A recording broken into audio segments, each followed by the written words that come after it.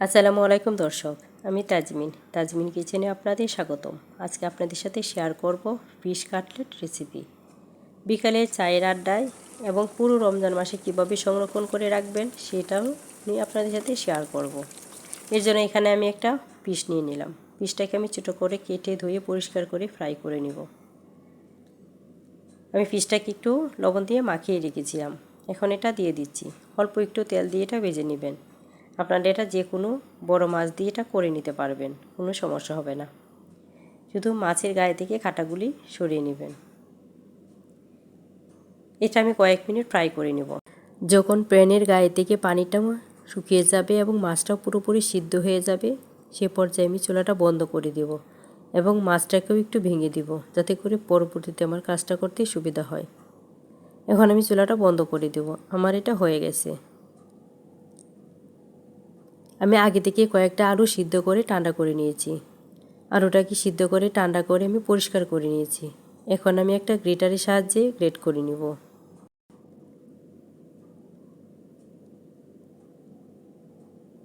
আমার পুরোটা গ্রেট করা হয়ে গেছে। এখন আমি মাছটাও অ্যাড করে দেব। মাছটা আমি আগে থেকে ভেঙে রেখেছিলাম। মাছটা দিয়ে আমি অ্যাড করে দেব লবণ। লবণটা অবশ্যই কম দিতে হবে, কারণ আমি আগেও মাছে লবণ ব্যবহার করেছি।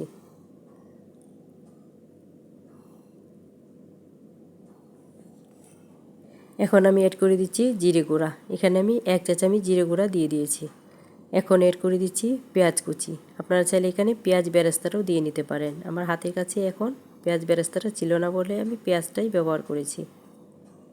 দিয়ে দিলাম পরিমাণ মতো ধনিয়া পাতা। অ্যাড করে দিলাম একটা ডিম। দিয়ে দিচ্ছি চিলি ফ্লেক্স। আপনারা চাইলে কাঁচামরিচটাও ব্যবহার করতে পারেন। এখন দিয়ে দিচ্ছি কর্নফ্লাওয়ার। এখানে আমি হাফ কাপ কর্নফ্লাওয়ার নিয়ে নিয়েছি, সেটা অ্যাড করে দিচ্ছি। প্রয়োজন পড়লে আমি আরেকটু ব্যবহার করব। প্রথমে আমি এটা মাখিয়ে নিব। যদি হয়ে যায় পারফেক্ট তাহলে আর দিব না, যদি না হয় তাহলে আমি আরেকটু ব্যবহার করব। এ পর্যায়ে এসে আমার কাছে মনে হচ্ছে একটু নরম হয়ে গেছে, তাই আমি আরেকটু চালের গুঁড়া অ্যাড করে দিব। আপনারা চাইলে এখানে শুধুমাত্র কর্নফ্লাওয়ার দিয়েও বা আটা ময়দা দিয়েও কাজটা করে নিতে পারেন, বা শুধুমাত্র চালের গুঁড়া দিয়েও করে নিতে পারেন। এখন আমি চালের গুঁড়াটা দিয়ে আবারও মিশিয়ে নিচ্ছি। যখন দেখব চালের গুঁড়াটা হয়ে গেছে, তখন আমি চালের গুঁড়াটা দেওয়া বন্ধ করে দিব। আমি বারবার চালের গুঁড়াটা দিয়ে দেখে নিচ্ছিলাম যে আমার এটা একটা পারফেক্ট শেপ আসে কিনা। যখন দেখবেন একটা আলুর চপের মতো শেপ এসে গেছে, সে পর্যায়ে এসে গুঁড়াটা দেওয়া বন্ধ করে দিবেন। আমার মনে হচ্ছে যে এখন হয়ে গেছে, তাই আমি এখন চালের গুঁড়াটা দিয়ে বন্ধ করে দিয়েছি।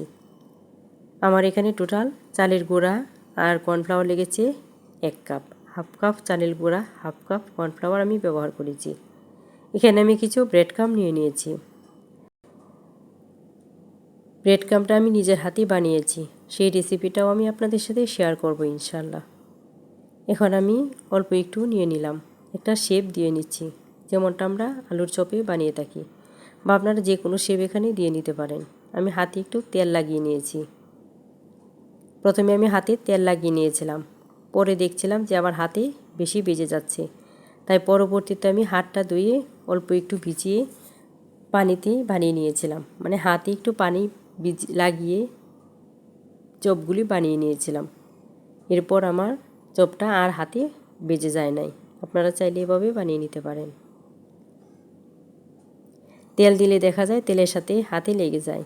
পরবর্তীতে আমি পানি দেওয়াতে কাজটা আমার সহজ হয়ে গেছিল। আমার মতো যাদের এভাবে হাতে বেজে যায়, তারা চাইলেই পানিটা ব্যবহার করে নিতে পারেন। হাতটা ভিজিয়ে বানিয়ে নেবেন।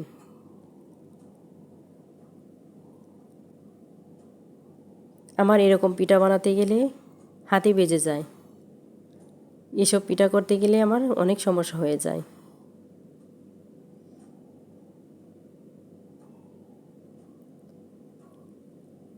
এখন আমি কোট করে নিলাম।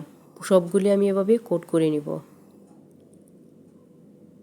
এরপর যে অবশ্যই একটা চামচ ব্যবহার করতে চেষ্টা করবেন, তাহলে ব্রেড ক্রাম্বটা নষ্ট হবে না, বারবার হাতে বাজবে না।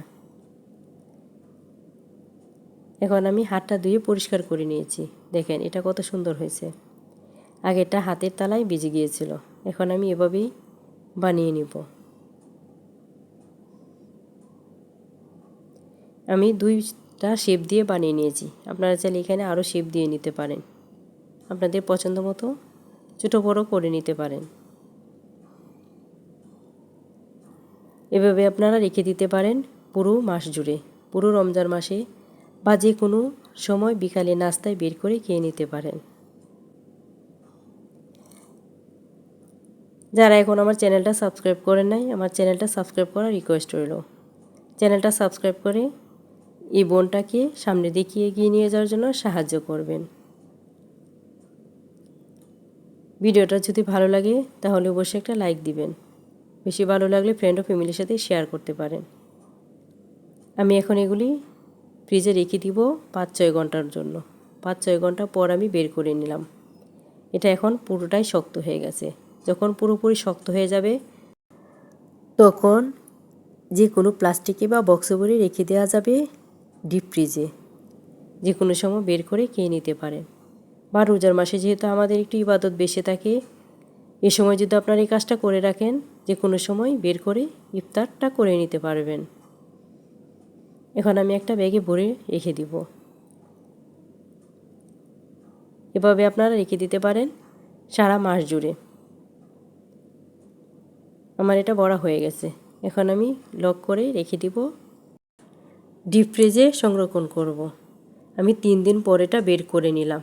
এখন আমি এটা ভেজে আপনাদের সাথে শেয়ার করব বিকালে নাস্তায়। আমি আপনাদেরকে আপনাদের সুবিধার জন্য দেখিয়ে দিচ্ছি, যাতে করে আপনাদের কিছুটা হলেও উপকার হয়। চুলায় আমি কিছুটা তেল দিয়ে নিলাম। আপনারা এটা কম তেলও ভেজে নিতে পারেন বা বেশি তেল দিয়েও ভেজে নিতে পারেন। আমি যেহেতু কয়েকটা ভাজবো তাই কম তেলে দিয়ে নিলাম। এখন এখান থেকে আমি কয়েকটা বের করে নিব। আমি বিকালে নাস্তায় চায়ের সাথে পরিবেশন করব। বাকিটা আমি আবারও সেম প্রসেসে রেখে দিব। দেখেন কতটাও পারফেক্ট হয়েছে।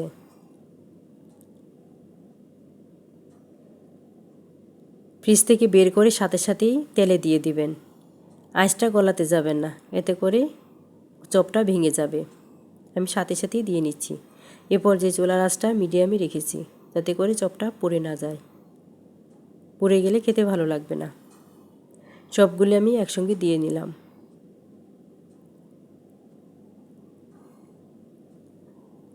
কয়েক মিনিট হয়ে গেলে আমি উল্টিয়ে দিব।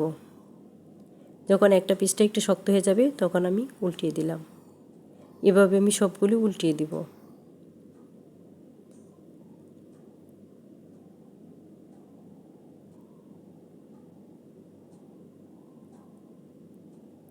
যে যেমন করে বাছতে চান তেমন কালার হলেই নামিয়ে নেবেন। পাশের চুলায় আমি চাটাও করে নিচ্ছি। আমি চায়ের সাথে এটা পরিবেশন করব। পরবর্তীতে দেখি যে চায়ের ভিডিওটা হয় নাই, তাই চাটা আর আপনাদের সাথে শেয়ার করতে পারি নাই। শুধু চায়ের যে পিকচারটা সেটাই আমি আপনাদের সাথে শেয়ার করেছি।